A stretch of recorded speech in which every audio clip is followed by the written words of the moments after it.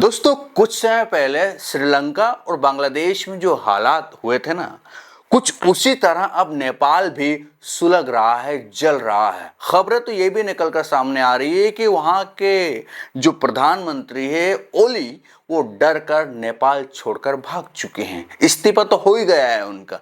साथ में नेपाल की संसद को भी युवाओं के द्वारा फूंक दी है और वहां के गृह मंत्री के घर में भी आग लगा दी है। और जब गृह मंत्री का घर फूंका तो वहां पर कुछ ब्लास्ट हुआ और ब्लास्ट में नोट की गड्डियां नोट उड़ते हुए सड़क पर गिरते हुए दिखाई दिए, जिससे युवा छीन रहे हैं, झपट रहे हैं। आपको पता है कुछ ऐसे हालात श्रीलंका में हुए थे। श्रीलंका के कर्ता धर्ता को विद्रोहियों के आगे भागना पड़ा देश छोड़कर। फिर उसके बाद बांग्लादेश में भी कुछ इसी तरह से हुआ। शेख हसीना को आउट ऑफ होना पड़ा अपने मुल्क से और अभी भी वो आउट ऑफ ही हैं। अब वही काम नेपाल में भी हुआ है। नेपाल के प्रधानमंत्री को भी फटाफट वहां से निकलना पड़ा है। अब इश्यू क्या है, किस कारण से ये नेपाल में सारी चीजें हुई है? तो लोग कह रहे हैं कि सोशल मीडिया पर बैन लगाया, बस उसके चलते युवाओं में विरोध पैदा होगा और युवा सड़कों पर उतरा। लेकिन सोशल मीडिया प्रमुख इशू नहीं है। सबसे बड़ा इशू सोशल मीडिया नहीं है कि इसकी वजह से नेपाल में सब कुछ हुआ है।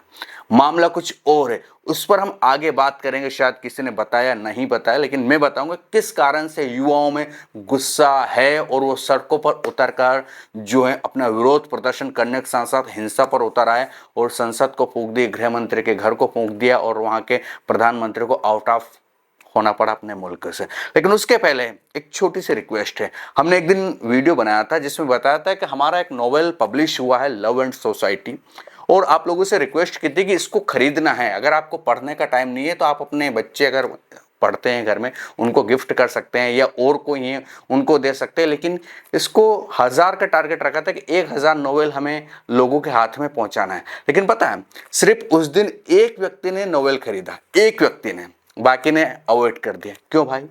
अगर आप सपोर्ट करना चाहते हो, अगर आप मेरे मेहनत को अप्रिशिएट करना चाहते हो, तो मैं गुजारिश करूंगा, ज़्यादा कॉस्टली नहीं है ना, इतना तो आप वैसे खर्च करते हो, एक नॉवेल जरूर खरीदे, आप किसी को गिफ्ट दे दें, ये मेरी आपसे गुजारिश है। अब देखते हैं कि ये मेरा 1000 का टारगेट पूरा होता भी है या नहीं होता है। अगर नहीं होगा तो हम फिर कोशिश करेंगे, लेकिन प्लीज रिक्वेस्ट है, अमेजोन पर उपलब्ध है ये और बहुत शानदार नोवेल है। एक बार पढ़ोगे तो आप कहोगे गजब का लिखा है। तो अमेजोन पर उपलब्ध है, मैं उसका बारकोड दे दूंगा, लिंक दे दूंगा डिस्क्रिप्शन में, जरूर खरीदे। आप नहीं पढ़ सकते हो तो आप किसी को गिफ्ट करें, लेकिन अगर आप मेरे से प्रेम करते हो। देखते हैं मेरा ये 1000 वाला टारगेट पूरा होता है या नहीं होता है। चलो अब बात कर लेते हैं नेपाल की। तो नेपाल में जो सोशल मीडिया बैन के खिलाफ ये विरोध हुआ, इसको मुद्दा बनाया गया है कि बस भाई क्यों बंद कर दिया। ये आज़ादी का इश्यूज था, आज़ादी हमारी कहीं ना कहीं छीनी जा रही है, युवाओं का ऐसा मुद्दा था। लेकिन असली जो इसके पीछे दर्द है, असली जो तकलीफ है, वो है देश में बढ़ते भ्रष्टाचार और अव्यवस्था के खिलाफ जनता के गुस्सा जो है ना, वो नतीजा अब निकल कर सामने है। यानी कि गुब्बारा फूला हुआ था, लेकिन अब वो गुब्बारा फूट चुका है। बस बहाना मिल गया कि सोशल मीडिया बैन किया, इसलिए युवा सड़कों पर उतरे।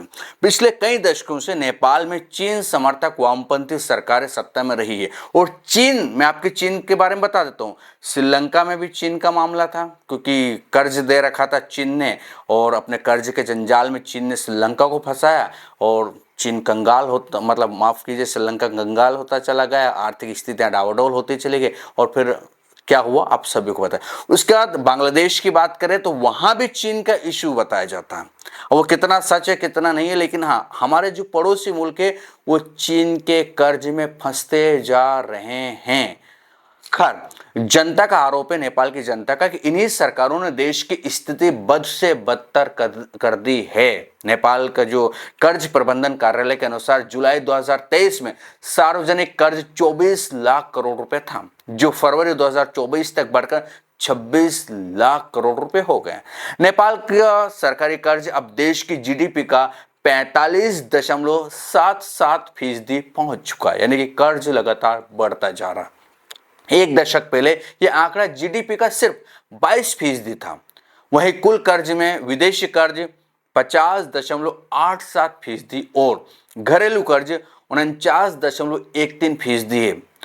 नेपाल में इससे पहले भी युवाओं ने राजशाही की वापसी की मांग को लेकर जबरदस्त प्रदर्शन किया था। तब चीन समर्थक सरकारों के खिलाफ जनता का गुस्सा सड़कों पर साफ दिखाई दिया था।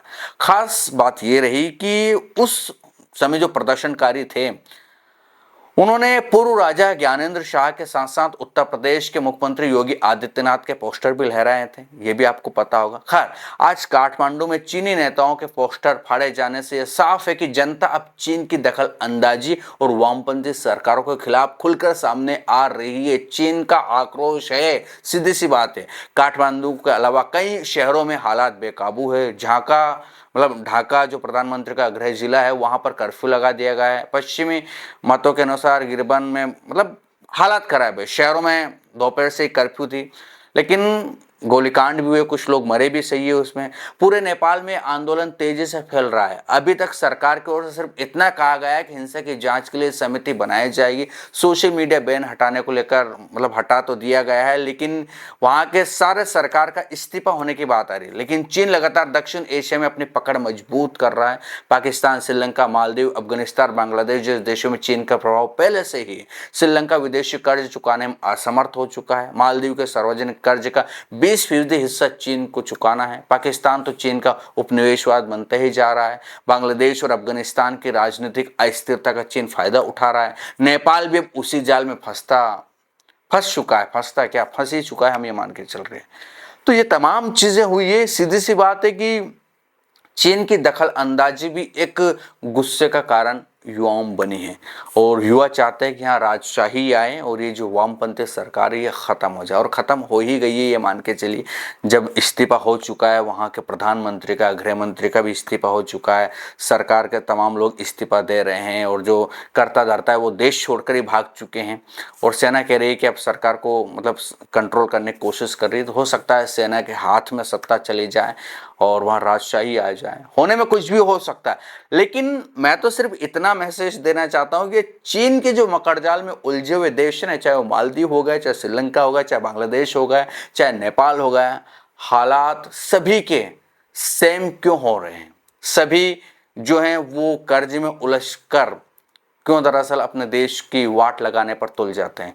कर्ज अगर ले रहे हो, आपके देश में चाइना घुस रहा है, वो कर्ज दे रहा है, पुल बना रहा है, सड़कें बना रहा है, ब्रिज बना रहा है, जो भी कर रहा है, उसके चलते आपको पहले तो लगेगा बहुत विकास हो रहा है, बहुत सारी चीज़ें हो रही, लेकिन फिर धीरे धीरे आप उसके कर्ज के जाल में जो उलझते चले जाते हो ना, फिर आपसे वो पैसा चुकता नहीं होता, आपके ऊपर कर्ज बढ़ते ही जाता है, बोझ बढ़ते ही जाता है। यही हालात तो श्रीलंका को, क्यों वो दिवालिया हुआ, यही हालात बांग्लादेश में पैदा हुए थे, कहीं ना कहीं यही हालात अब नेपाल में हुए। मालदीव की भी स्थिति कहीं ज़्यादा ठीक मत मान के चलिए, कभी भी कुछ हो सकता है।